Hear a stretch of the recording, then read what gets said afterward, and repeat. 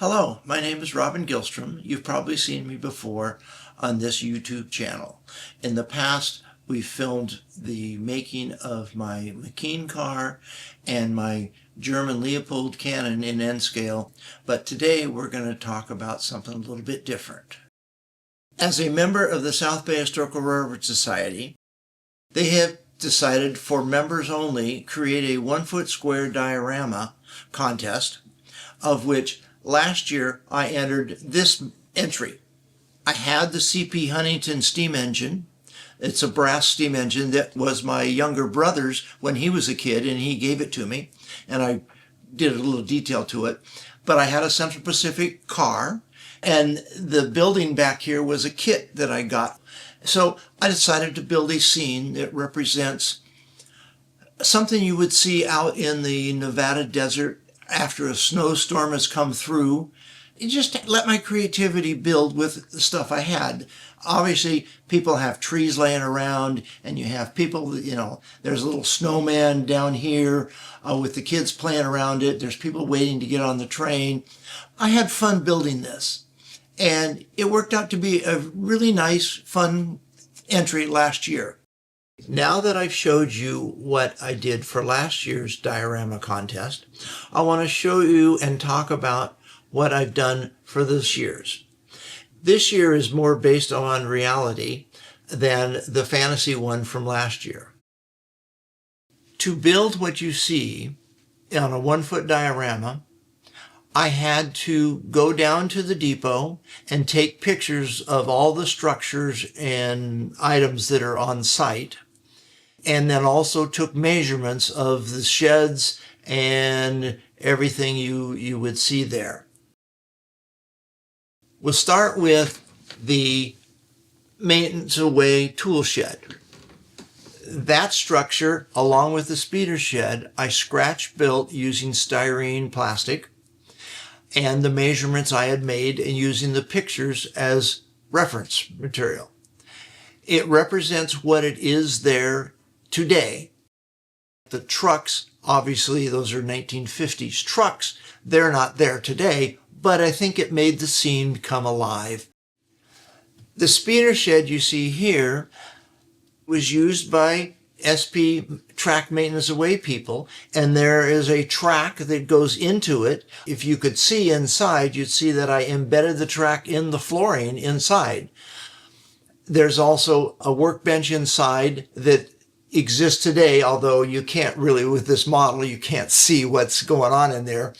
The speeder represents a speeder that would have been SPs that they would have brought out on the track. One thing about the track is, in today's world, the track only comes out part way because the rest of it's buried in the dirt.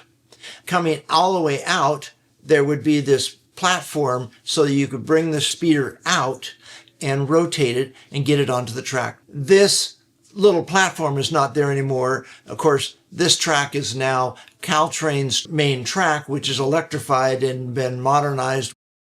The other little details you would see is the palm tree that's there. That palm tree is a coconut palm, and the palm tree that is actually there is a date palm, but I couldn't find an HO scale date palm tree to put there, so it represents that. The 20-foot container you see there does exist today, but that is something that the sbhrs put there for storage.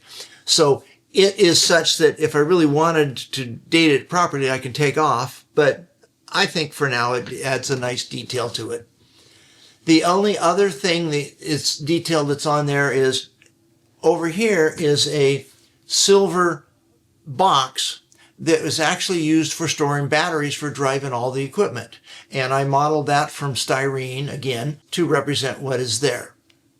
The other things, that detail that I put in is the various telephone poles. These poles exist today.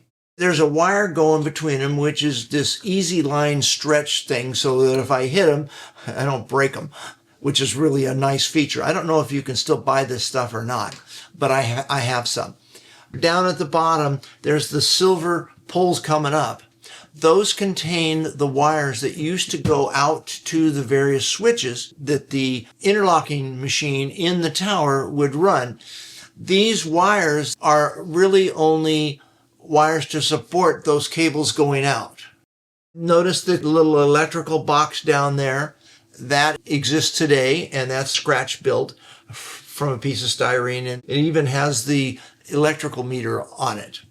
The poles that you see there are accurate with the ones that actually exist today.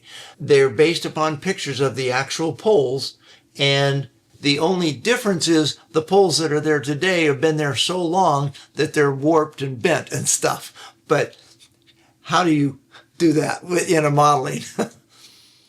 Now let's talk about the main focus of the module, and that is the Santa Clara Tower.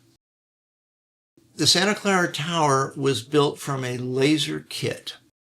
Back in about 2009, I hosted a gentleman who came down and took measurements of the complete tower for his friend who was going to build the laser kit. After they built it, they gave us a copy. It's been sitting around for a number of years. That was actually my motivation to build this diorama. I knew we had this tower kit and I wanted to build it.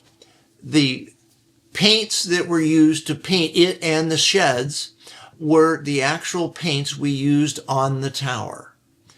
I took samples of them and watered them down so I could use them as model paints. The interior, I made some modifications. I added some extra detail that the kit didn't include, such as the electrical meter and switch panel that's in the back. And I put a typewriter on the desk area and some little pieces of paper that would be there. There's a tower operator in the building. There's a clock on the wall. There's a SP calendar on the wall.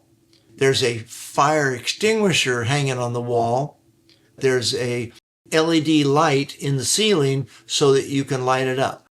And I've wired it such that you can either use a 12-volt transformer to light that up, or a 9-volt battery can plug into the back and light up the interior. The windows in the tower, especially in the lower section, are blackened out like they are today. SP blackened them out so people couldn't see inside the bottom of the tower. And there's also some upper windows that are blackened out just to keep some of the light out.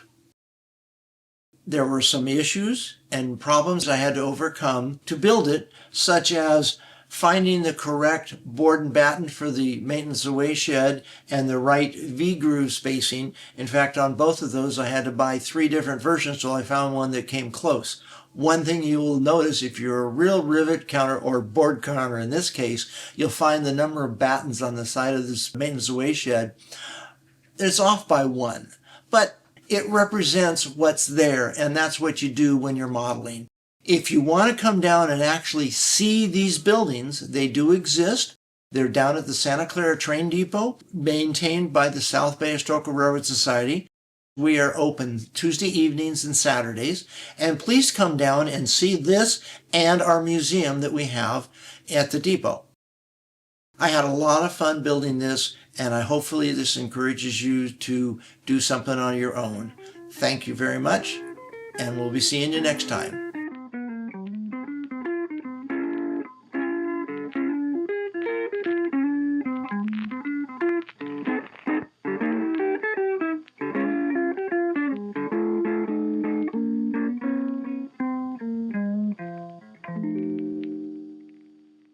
I want to thank you for listening to me blab on.